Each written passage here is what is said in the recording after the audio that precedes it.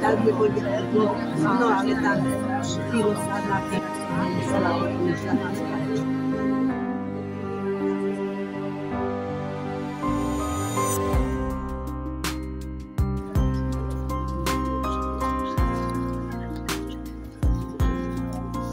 Tak teraz všetci spoločne, slávnostne otvárame zrekonštruovaný kultúrny dom v obci Svätý Anton. Nech sa páči, prezdvihnite pásku.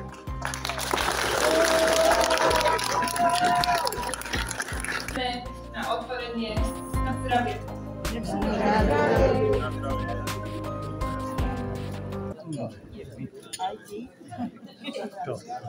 Páči, presunieme sa do kultúrneho domu.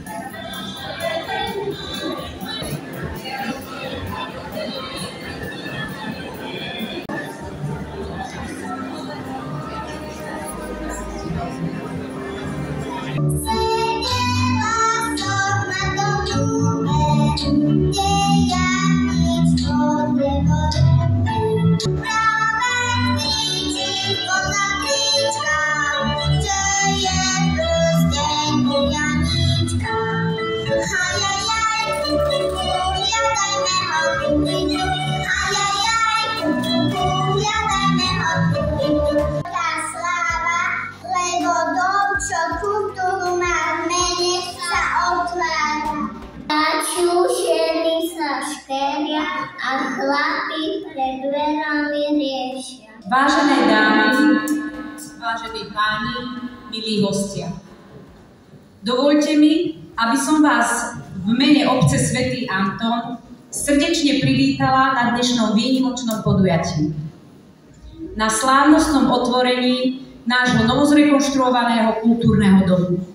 V časti budovy bol aj hostinec poskytujúci nocľah pre pocestných či priestor pre kone, ktoré tu mali priahaciu stanicu. Dnešný deň je pre našu obec významným medzníkom. Kultúrny dom nie je len budova z kameňa a tehala, ale predovšetkým priestor, ktorý bude slúžiť ľuďom, bude miestom stretávania sa, zachovávania tradícií, tvorivosti i radosti zo spoločných chvíľ. Vážený pán podpredseda Banskobystrického samosprávneho kraja, vážená pani prednostka okresného úradu, bývalí starostovia našej obce, aj bývalá pani starostka našej obce, čestné pani poslankyne, vážení páni poslanci obecného zastupiteľstva, milé dámy, vážení páni, milí moji Svetoantončania.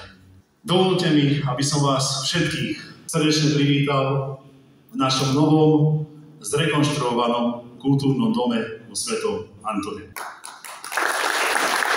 Dnešok je pre obec Svätý Anton významným dňom.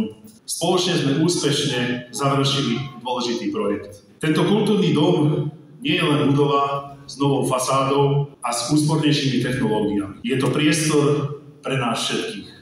Bol to proces s viacerými krokmi, ktorý si vyžiadal množstvo rozhodnutí a veľa spolupráce.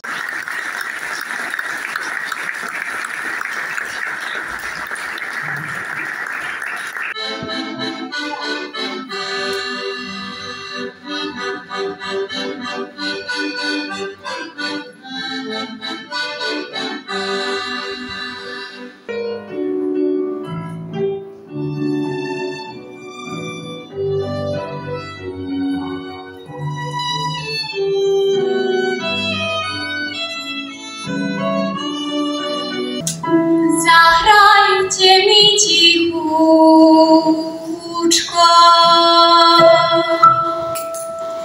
javorové úsle. Nech mi ten môj synáčik na chvíľku usne. Hajajku,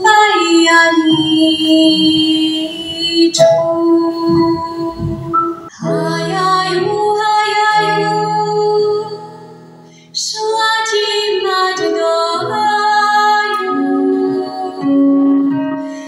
zbierať si kvieťa.